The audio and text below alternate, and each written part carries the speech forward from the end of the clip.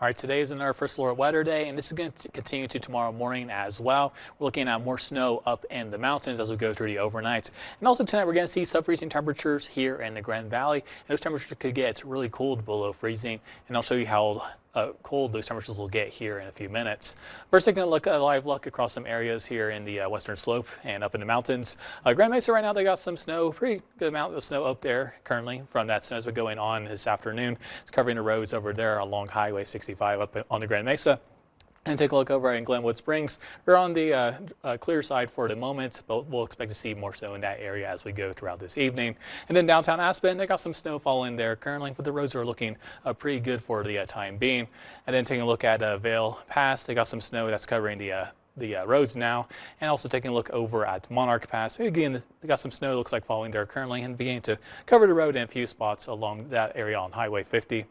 And then take a look over towards Silverton. Got that snow falling there, and it's now covering those roads also. So if you do plan on traveling in these areas this evening, just be sure to exercise caution because those roads can definitely be slick at times.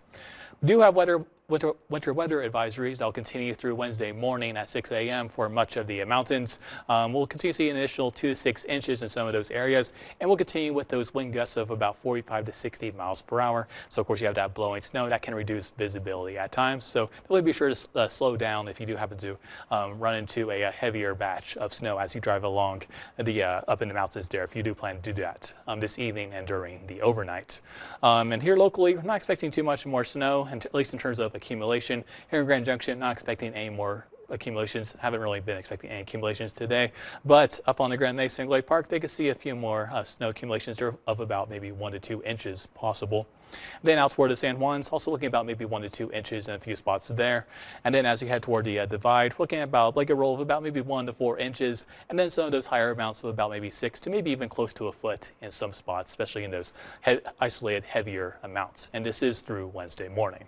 So time it out for you. We'll continue to see as snow continue to make its way into the mountains, and we'll see here in the valley most of the action come to an end around midnight, but we'll continue to see that snow up in the mountains during the overnight, but it will begin to slowly dissipate during that time. And by the time we get to early Wednesday morning, it's really begin to become more isolated, and by the time we get to about lunchtime, most of this day is looking clear. We'll be transitioning to mostly sunny to partly cloudy skies the rest of the day.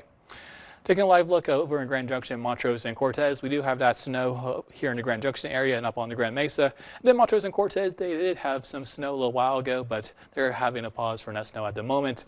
And we have those temperatures right now in the low to mid 30s in those spots. And we'll see those temperatures, especially here in the Grand Valley, continue to drop. We're looking at sub-freezing temperatures as we go through the overnight. We have a freeze warning for the Grand Valley. It starts at midnight. That's going to continue to about 8 o'clock in the morning on Wednesday. And we're going to be seeing those sub-freezing temperatures in the low to mid 20s for a lot of us, and there could be a few spots potentially get down into the teens, but most areas are going to be in the low to mid 20s tonight, and that of course can affect crops and of course vegetation. So be sure to take necessary precautions for those if you do have any of those things. And then with those morning lows, like I mentioned, primarily the low to mid 20s and a few spots in the teens, especially down toward the Dove Creek and Cortez and Durango, looking at 16 degrees in the morning. And then our high temperatures tomorrow, we're looking at primarily the 40s and the 50s across the area.